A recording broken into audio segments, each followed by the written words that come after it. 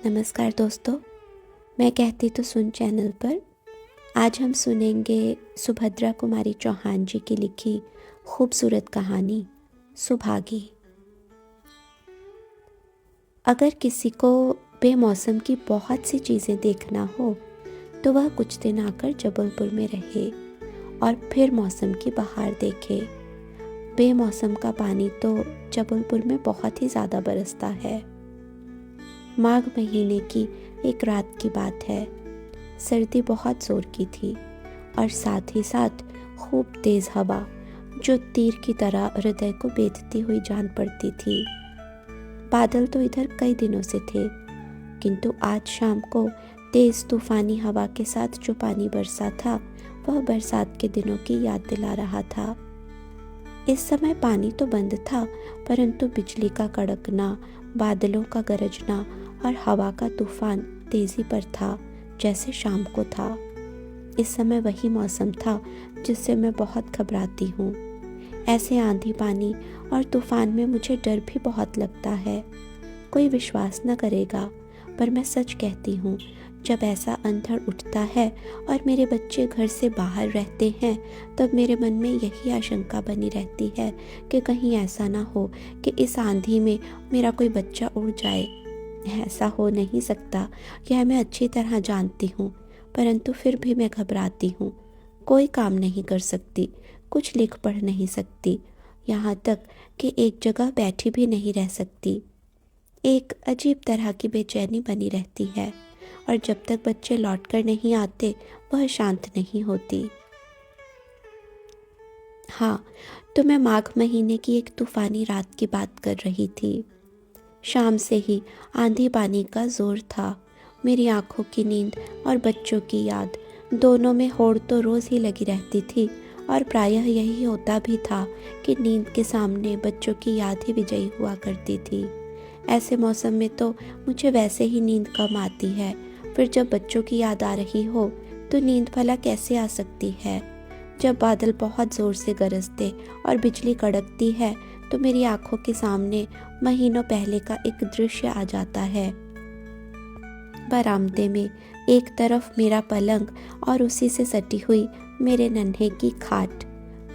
जहां बादल गरजे, बिजली चमकी और मेरे नन्हे ने पुकारा, अम्मा, बादल तो बहुत जोर से गरजते हैं, मुझे डर लगता है। माँ, तू अपना हाथ मेरी खाट पर रख दो तो मैं सो जाऊं। मेरा नन्हा आज इस समय भी वहीं कहीं सोया होगा। बादलों की तड़प से उसकी नींद आज भी खुल गई होगी। वह डरा भी होगा। उसे रात में शायद याद न रही हो और उसने माँ कहकर पुकारा होगा। परंतु एक ही शहर में रहकर उसमें और उसकी माँ में कितना अधिक अंतर है। मेरे हृदय में प्रबल वेग के साथ एक तूफान सा उठा।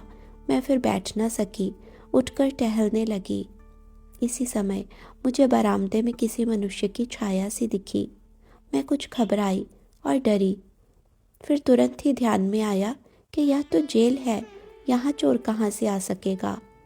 सीखचों के पास जाकर पूछा, कौन है बाहर? मैं हूँ बहन जी, उत्तर मिला। मैंने देखा बाहर बरामदे की जाली से सटी हुई सुभागी खड़ी है। मैं उसके बहुत पास तक चली गई और मुझे ऐसा जान पड़ा कि सुभागी रो रही है। मैंने कहा, सुभागी, इतनी रात को तुम सर्दी में क्यों अकेली खड़ी हो? कोई तकलीफ तो नहीं है? तकलीफ क्या होगी बहन जी, सुभागी बोली। उसका स्वर कांप रहा था। ऐसा लगता था कि अपने अंतर से उठते हुए किसी प्रबल आवेग को वह दबा रही है। नींद नहीं आती, आप भी तो नहीं सो रही हैं, यही मैं देख रही थी। सुभागी ने अपने वाक्य को पूरा किया। मैंने कहा, मेरे न सोने का कारण है सुभागी। मैं छोटे बच्चों को छोड़कर आई हूँ। उनके पिता भी जेल में हैं और मैं भी हूँ। मुझे उनकी याद में रात रात भर नींद नहीं आती। पर तुम क्यों नहीं सोई सुभागी? मेरा भी एक बच्चा है बहन जी, सुभागी ने कहा और एक गहरी सांस के साथ चुप हो गई। मैंने कहा, तुम्हारा भी बच्चा है? पर कोई ना कोई तो होगा ना उसे देखने वाला। मेरे बच्चे तो अकेले हैं, इसलिए मुझे इतनी फिक्र रहती है। उसे देखने वाला भगवान को छोड़कर और कोई नहीं है बहन जी। कोई होता ही तो इतनी बेचैनी न रहती, सुभागी ने कहा और उसकी आंखें सजल हो उठी। मैंने पूछा, बच्चे का पिता कहाँ है?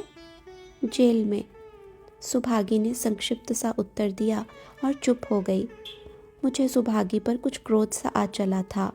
सोच रही थी कि जब उसका पति जेल में था तो आखिर यह क्यों बच्चे को बिल्कुल अकेला छोड़कर चली आई। बच्चे के प्रति भी इसका कुछ कर्तव्य है।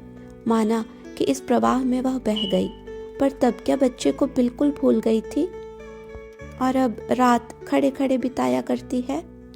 मैंने रूखे स्वर में पूछा। जब तुम्हारा पति जेल में था और तुम्हारे बच्चे को देखने वाला कोई न था, तब तुम्हें जेल में आने की क्या पड़ी थी? तुम्हारे एक के न आने से क्या फर्क पड़ जाता? मैं अपने मन से नहीं आई, मुझे तो जबरन पकड़ लाए हैं, सुभागी ने बतलाया। मैंने उसकी ओर ध्यान से देखकर पूछा, क्या तुम बहुत दिनों से कांग्रेस का काम करती हो? सुभागी बोली, नहीं बहन जी, मैंने कभी कांग्रेस का काम नहीं किया। मैं इन बातों को समझती भी नहीं। मेरा आश्चर्य अब बढ़ चला। मैंने पूछा, फिर तुम्हें पकड़ा कैसे है? सुभागी ने कहा, कैसे पकड़ा क्या कहूँ बहन जी। बात यह थी कि मेरे पति और थानेदार में एक बार किसी बात पर कहा सुनी हो गई थी। तब से अदावट मानता था और इसी से आंदोलन के उठते ही उसने उन्हें पकड़वा दिया। अब घर में थी मैं अकेली और वही 9 साल का मेरा बच्चा। थानेदार आचरण का अच्छा नहीं है। उन्हें जेल भेजकर वह मेरे पास आया। कहने लगा, सुभागी, तुम्हारे आदमी को पकड़ ले जाने का मुझे दुख है, पर हमको तो हुक्म तामीली करनी ही पड़ती है। जैसे ऊपर से हुक्म आया किया। पर सुभागी, तुम किसी तरह तकलीफ ना उठाना। रुपए पैसे से मैं तुम्हारी मदद करता रहूँगा। जब तुम्हें कुछ ज़रूरत हो तो घर पर आ जाना या कहलवा भेजना, मैं खुद चला आऊँगा। बहन जी, उसकी इस बात का अर्थ मैं समझती थी। मैंने कहा, अब आबरू न बचेगी। यह किसी भी समय आकर मेरा पानी उतार सकता है। अपने पड़ोस वालों से मैंने सलाह की। सबने कहा कि मेरा कहना ठीक है, परंतु सब कुछ जानकर भी वह लोग थानेदार के विरुद्ध एक शब्द न कहेंगे और मेरी कुछ सहायता न करेंगे, क्योंकि थानेदार किसी को भी संदेह पर ही पकड़कर जेल भेज सकता है। उसे अधिकार है, फिर बिना मतलब क्यों कोई जेल जाए। और सबकी राय हुई कि मैं गांव छोड़कर दूसरी जगह चली जाऊं। शाम को थानेदार का आदमी मुझे बुलाने आया। मैंने कहा, मैं नहीं जाऊंगी, मुझे कुछ नहीं चाहिए। इस पर से वह बहुत चिढ़ गया। उसने मुझे धमकी दिलवाई कि यदि मैं उसकी बात न मानूंगी तो मुझे पछताना पड़ेगा। मैं सब बात के लिए तैयार थी, पर आबरू नहीं बेचना चाहती थी। उसी रात मैं बच्चे को लेकर गांव छोड़कर चली आई और बहन जी, सवेरे यहाँ के स्टेशन पर उतरते ही पकड़ ली गई। कुछ पर्चे न जाने कहाँ से मेरी पोटली में रख दिए गए थे। उनका कहना था कि मैं पर्चों को बांटती फिरती थी। मेरा रम रोने लगा। मैंने कहा, इसे अकेला कहाँ छोड़ूंगी, इसे भी मेरे साथ ले चलो। पर वह मेरी कब सुनते थे। रोते हुए बच्चे को ज़बरदस्ती मुझसे अलग करके लारी पर बिठा के लाए और बंद कर दिया। तब से 2 महीने हो गए, बच्चे की कोई खबर नहीं है। जब पानी बरसता है, बादल गरजते हैं, तब जी और भी व्याकुल हो उठता है। कहाँ सोया होगा, क्या खाया पिया होगा उसने। मेरा कोई रिश्तेदार भी नहीं है और गांव वाले तो थानेदार के डर के मारे उसे अपनी छाया भी न छूने देंगे। उसके बाद बहन जी, एक दिन दफ्तर में मजिस्ट्रेट ने बुलवाया। वहाँ वही थानेदार भी था। मुझसे कहा कि तुम यह कह दो, आगे से कांग्रेस का कोई काम न करोगी और थानेदार साहब के कहने में रहोगी तो तुम्हें छोड़ देते हैं। मैंने कहा, मुझे नहीं छूटना है। बहन जी, वैसे तो मैं कभी कांग्रेस का काम नहीं करती, पर यह तो माफ़ी मांगना हो जाता ना, और इससे कांग्रेस की बदनामी होती। फिर छूटकर भी तो उसी पिशाच थानेदार के चंगुल में फंस जाती। इसलिए यह कह के कि मुझे नहीं छूटना है, चली आई। पर बच्चे की ममता है, रात दिन अंदर एक आग सी लगी रहती है। उसका कहीं से कुछ पता मिल जाता, पर पता कहाँ से मिलेगा? यह तो जेल है, वह कहाँ गया होगा? और सुभागी का भरा हुआ हृदय जैसे फूट पड़ने के लिए आतुर हो उठा। वह फिर रो पड़ी। मेरे पास सुभागी को सांत्वना देने के लिए शब्द न थे। उसका दुख कितना तीव्र है, उसकी कहानी कितनी करुण है, उसे क्या कह के समझाऊं? बच्चों के लिए हृदय कितना व्याकुल होता रहता है, यह मैं जानती हूँ। फिर भला सुभागी को, जिसका बच्चा स्टेशन पर ज़बरदस्ती उससे अलग कर दिया जाता है, मैं क्या कह के समझाती? यह सोच रही थी कि मेरी बच्ची ने जागकर मुझे पुकारा और बिना कहे ही मैं उठकर अंदर बच्ची के पास चली गई। उसी प्रातःकाल 11 बजे मैं टांके पर नहाने गई। नहाकर कपड़े धो रही थी कि तभी सुभागी भी आई। वही मुरझाया सा चेहरा और बुझी बुझी सी आंखें। मेरा हृदय सुभागी के दुख से दबा सा जा रहा था। मैं उसकी तरफ देख भी न सकी कि इतने ही में जमादारिन ने लाकर मुझे एक पत्र दिया। पत्र मेरे बच्चों का था। कपड़े धोना भूलकर मैं पत्र पढ़ने लगी। पत्र समाप्त करते करते एक बच्चे ने लिखा था, अम्मा, हम लोग छोटे छोटे हैं तो हमने एक छोटा सा नौकर भी रखा है, और तुम्हें जानकर आश्चर्य होगा कि इस लड़के के माता पिता भी इस आंदोलन में पड़कर जेल जीवन बिता रहे हैं। इसका नाम रम्मू है। अच्छा सा लड़का है माँ, और हम लोग उससे नौकरों सरीखा व्यवहार भी नहीं करते, उसे पढ़ाते लिखाते भी हैं। पिता की गिरफ्तारी के बाद माँ के साथ शहर नौकरी करने आया था। स्टेशन पर ही उसकी माँ पकड़ ली गई। तब से कई जगह नौकरी करने के बाद अब हमारे घर आया है और उसे यहाँ अच्छा लगता है।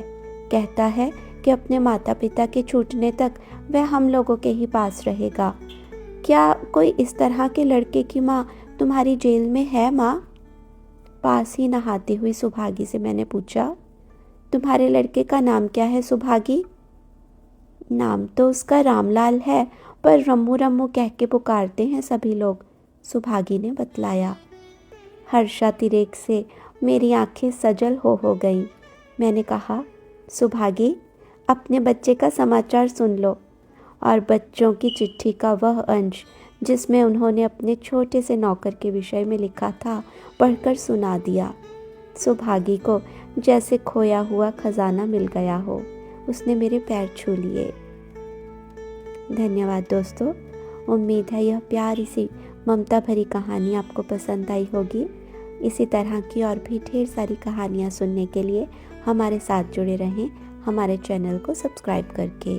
अगली कहानी के साथ शीघ्र ही फिर मुलाकात करेंगे।